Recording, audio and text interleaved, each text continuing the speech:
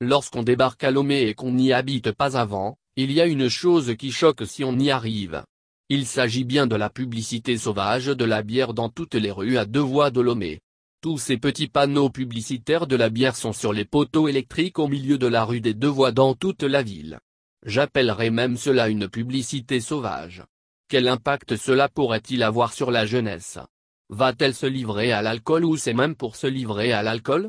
Quelle est l'utilité de cette publicité sauvage dans la ville de Lomé et même dans tout le pays et sur la jeunesse, déjà en perdition? Ou bien c'est pour rendre la jeunesse insouciante? C'est avec de la jeunesse ivre, buveuse de boissons qu'on va construire ce pays? Comment le gouvernement peut-il accepter ce genre de publicité dans toutes les rues de Lomé et peut-être même dans toutes les villes de l'intérieur aussi? Le sens de la responsabilité et du devoir interpelle les ministères dont dépend ce secteur, à savoir celui du commerce et surtout celui de la sécurité nationale et la protection civile. Partout dans Lomé il n'y a que ça, surtout pour la bébé. Il y a aussi de la publicité pour la nouvelle boisson Jama mais à une moindre échelle, à titre comparatif. Dans ces grands panneaux, au moins celle-ci prend le soin d'écrire qu'il faut boire avec modération car l'alcool tue. C'est bébé qui a envahi toute la ville de Lomé et sans doute celle de l'intérieur du pays aussi. C'est surtout ça qui a retenu vraiment mon attention et qui m'a choqué le plus quand je suis arrivé dans le pays. Ça a pris toutes les rues de Lomé. Est-ce parce que cette société bébé a dorénavant en face d'elle une concurrente de taille, dénommée Jama, qu'elle mène cette publicité sauvage dans toutes les rues de Lomé ou quoi? Comment le gouvernement, en particulier le ministère du Commerce dont dépend la vente de boissons, peut-il tolérer ce genre de publicité dans une capitale? Cela donne une très mauvaise impression pour les étrangers qui viennent dans le pays. D'abord, la bière contient une quantité d'alcool.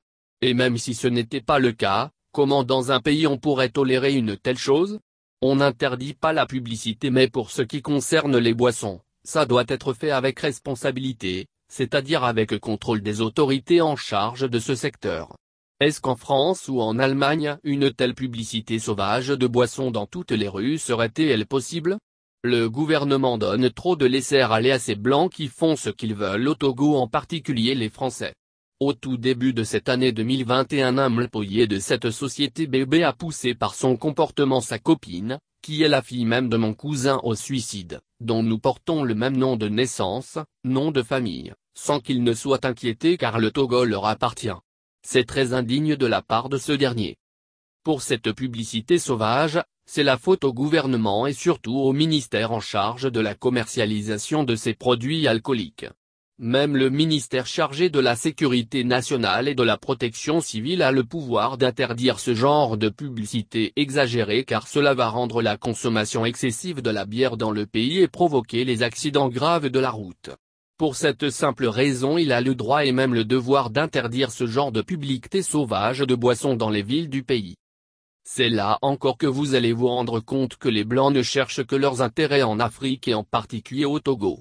Que les jeunes deviennent des soulards ou des buveurs excessifs d'alcool, n'est pas leur souci. Ce qui compte pour eux c'est la production de leur bière et sa commercialisation en grande quantité. Son effet sur la jeunesse ne les regarde pas. L'avenir de la jeunesse n'est pas leur souci. Peu importe l'effet que cela pourrait produire sur la santé de la jeunesse. Il faut que le gouvernement revoie vraiment sa politique dans ce sens. Même si ce genre de publicité à grande échelle va vraisemblablement rapporter de l'argent à l'État, cet État doit d'abord penser à la santé et l'impact que cela pourrait avoir sur sa jeunesse et la circulation routière. C'est très triste quand on sort à Lomé et on voit ce genre de publicité dans toutes les rues. Il n'y a que ça qu'on voit sur les poteaux électriques. Cela renvoie une très mauvaise image dans le pays. Si un étranger vient à Lomé, la question qu'il va se poser par réflexe sera de savoir si au Togo on ne fait que boire. L'avenir de la jeunesse est vraiment en danger au Togo. Il est important que les deux ministères, à savoir celui de la commercialisation des produits alcooliques, le ministère du Commerce, et celui de la Sécurité nationale et de la Protection civile prennent leurs responsabilités en main pour interdire ce genre de publicité dans le pays.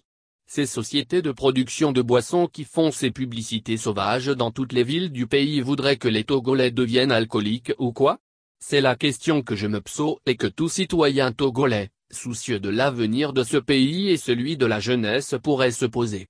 Et puis, Que disent même les maires dans leurs communes respectives en voyant ces panneaux accorchés partout au milieu de la rue à deux voies? Même s'ils n'ont aucun pouvoir pour interdire cela dans leur commune, bien que dans les pays européens, les maires aient le pouvoir d'interdire ce genre de publicité dans leur ville, ils n'ont qu'à faire leur devoir en interpellant au moins le gouvernement sur le sujet. Là, on saura qu'ils ont fait leur part de mission qui relève de leur responsabilité en tant que maire.